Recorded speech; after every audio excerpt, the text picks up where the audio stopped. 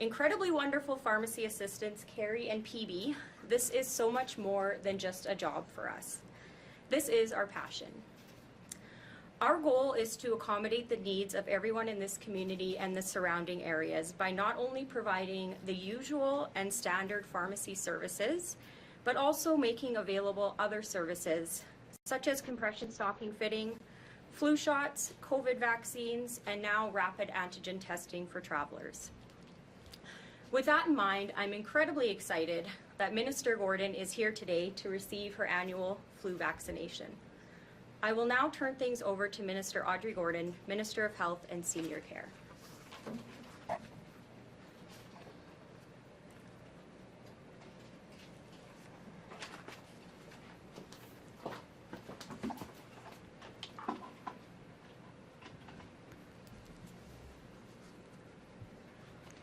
Good morning, everyone, and thank you, Crystal, for that introduction and for hosting us at the Health Plus Pharmacy. I'm Audrey Gordon, Minister of Health and Seniors Care, and I'd like to welcome everyone here to the neighborhood of Windsor Park, which is part of the Southdale constituency.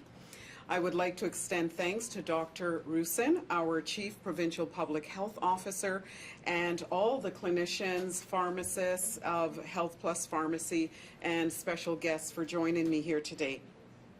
Today, I'm pleased to be here to encourage all Manitobans to embrace winter wellness, to stay well and get a flu vaccine to help protect themselves and their loved ones. Overall health and wellness has never been more important than it is right now. Getting a flu vaccine is the most effective way Manitobans can protect themselves and each other from the flu. It means fewer people getting sick, fewer people who miss work or school, and fewer people who need to be treated in a hospital. This winter wellness campaign encourages all Manitobans to commit to simple lifestyle activities that will help keep people active, eating healthy foods, reducing their stress, and getting the flu vaccine. It is important for all Manitobans 6 months of age and older to get immunized against influenza.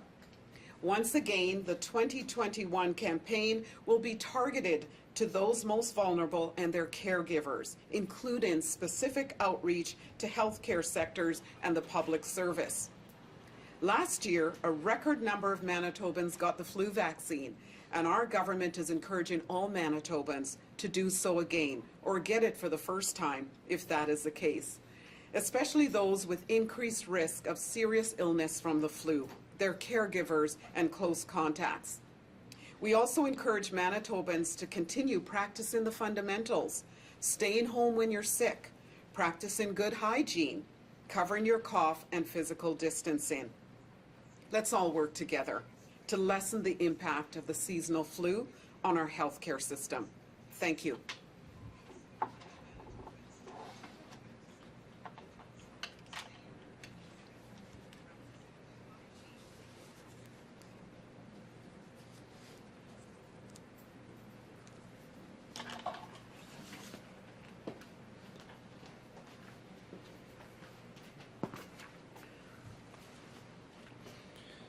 Well, good morning, everyone. Thanks, Minister Gordon and Ms. Gennick for hosting us here today. There are many ways for us to try to keep ourselves healthy during this upcoming winter. Certainly it can be difficult with the weather and with some of the public health restrictions, but staying active throughout the winter is a great way to improve both our physical and mental health, as is eating a well-balanced, healthy diet. Social interaction is so essential to our health, and it's been quite strained during these last 18 months, so I encourage people to stay connected with those that you care about, finding ways to stay connected, of course, following the current public health orders, following those fundamentals that we've been talking about for the last 18 months, but do what you can to stay connected this winter season. The seasonal flu vaccine is another way to help stay healthy this winter. And of course that helps us, it helps the people around us, the people we care about, and helps other Manitobans. So I encourage all Manitobans who are eligible to get that flu shot this year, get it as soon as it becomes available to you. It's a safe and effective way to prevent yet another respiratory virus that we're facing this winter. So this is certainly more important, or significantly quite important to those at increased risk of severe outcomes, those over 65, those under 5, those with underlying medical conditions. So very important if you are one of those people, if you care for one of those people, if you come in contact with them, to get that flu shot and to get that early. It's always difficult to predict what kind of flu season we'll see, and this year is no different. We do know that COVID is still here, and if we have influenza circulating at the same time, that's going to again put that strain on our healthcare system. So if you're not already vaccinated against COVID, I encourage you to do so as soon as possible. Encourage you to get that flu vaccine if you are eligible as well. This is just yet another way that we're working together as Manitobans to keep us all healthy and to protect that healthcare system for everyone. A record number of Manitobans got their flu vaccine last year, 31.6%. So certainly I encourage all those people to once again roll up sleeves, get the vaccine this year. And everyone who hasn't had one in the past or wasn't able to get one last year, I encourage you, if you're eligible for a vaccine, Manitoban 6 months and older, get that flu shot as soon as you can. The high-dose flu vaccine, formulated for those over 65, will have almost twice the number of doses available. So we've expanded that criteria as well. So Manitobans over 65 years old, over 65, should also get that pneumococcal vaccine. So this is typically a one-time vaccine. So if you're over 65 and haven't received that yet, get that at the same time as your flu shot this year. So the flu vaccine and pneumococcal vaccine are available at local public health offices, nursing stations, physicians' offices, community clinics, and of course pharmacists can provide immunization services to people 7 years of age and older. Contact your healthcare provider before you go get your vaccine to ensure they have it available. And thanks again to all Manitobans, and happy to take some questions. We'll open up the questions on the flu vaccination campaign. Anybody have any questions? There's a focus in this year's campaign to go beyond just getting the flu shot, but also, diet and exercise. Why the intention this year to focus on that? I think that's always been an issue. We know there's so much more to to our health than just respiratory illness. We know there's many ways to stay healthy, and over these last 18 months we've become so focused on one cause of ill health. We want to bring back the focus to overall health, mental health, physical health, and again preparing Manitobans for a respiratory virus season that's somewhat uncertain. We don't know what things are going to look like with the influenza, so we want Manitobans to stay healthy and physically and mentally. Last year, 31.6%, a record. What are we? Obviously, we're hoping for more. But what is the expectation? How much supply is being prepared? Well, we've ordered a bit over 600,000 doses. So that includes the HD doses, high dose doses. So we are prepared for a significant increase in that uptake. But we want to get as many Manitobans vaccinated as possible. Do you know how many doses it was last year? I don't know offhand exactly. Yeah. Southern Hemisphere is often used as a bellwether for influenza season here. What have we seen so far? Right, and so this makes, the predictability of the flu season is always challenging, right? So you're right, we often look to the Southern Hemisphere to get a clue on what's happening. It still isn't perfect. This year it's even more challenging because most of the COVID restrictions are still in place in the Southern Hemisphere. So we haven't seen a typical flu season there. So that adds to the uncertainty that we see. So we really want people to get that flu shot. We can't expect or rely on a flu season like we had last year. How much space is there in ICU? Let's say we had 10% more flu than we had last year, which we had a dozen cases. Just so people know how dire it is in hospital and to get the vaccine. Well, we've always said that our healthcare system has been under strain throughout this pandemic. It's still under strain because of the challenge from our second and third waves. And so, specific questions about the availability in the ICU, I'd prefer shared health to ask that. But, our health system is strained. We're trying to catch up on many delayed procedures through our second and third wave. So we just can't tolerate huge increases in ICU care. And how do you make sure that people still have the flu in front of their minds? Because last year, really, there was pretty much non-existent. Well, that's right, and so we're trying to ensure that people are aware. Last year people came out in record numbers to get that flu shot, so we want to encourage them to come out again this year. And then this year is different. We have the COVID vaccine. Because of that, we're having much more interaction between Manitobans now. Because we're able to, open up capacity limits because of people who are fully vaccinated. Those are still going to set us up for risk of transmission of other respiratory viruses like influenza. So influenza, we have an additional way to protect ourselves on top of the fundamentals, and that's that vaccine. You do then anticipate, I know it's uncertain, you do anticipate there to be, a lot of instances of the flu this year. There weren't many last year. We have to plan for a significant respiratory virus season because last respiratory virus season we had very little interaction because of the public health orders.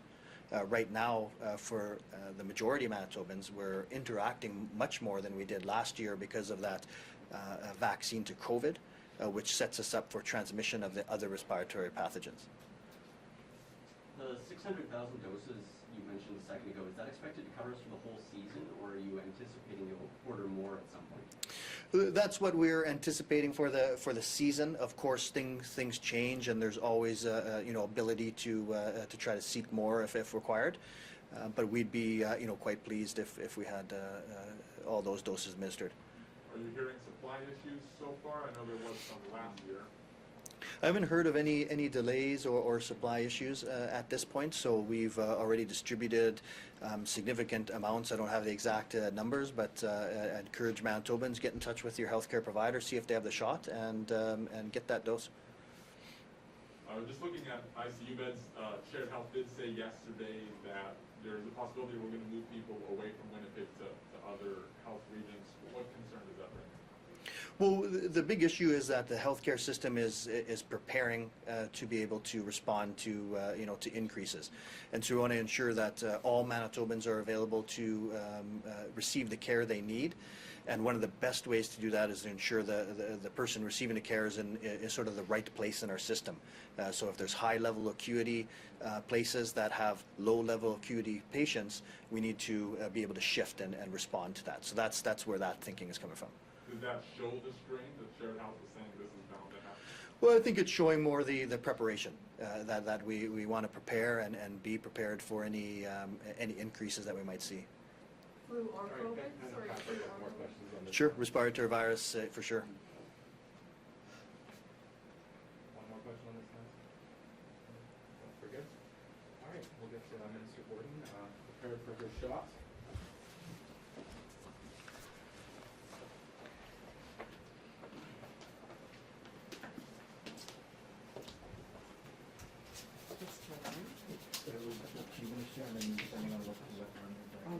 Sure. Yeah.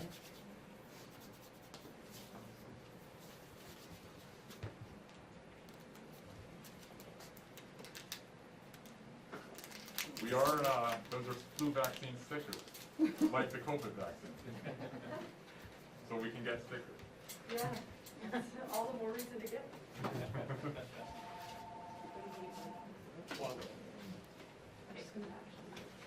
Brent, do you want to move on to this? Yeah, yeah. And maybe move the audio stand so that you can stand there. The audio stand? The Microphone. That way we can.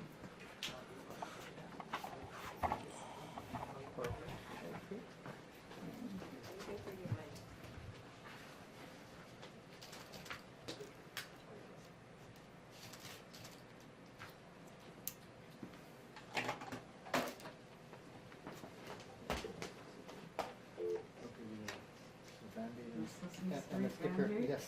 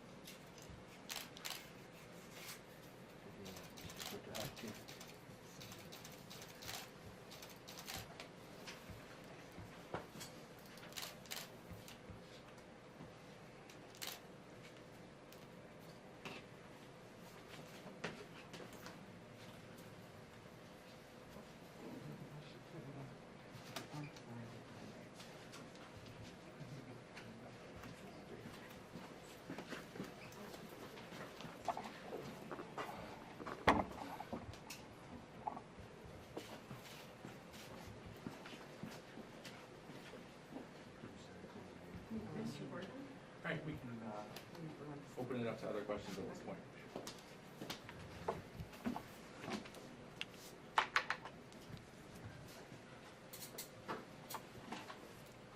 I've got 2 extra.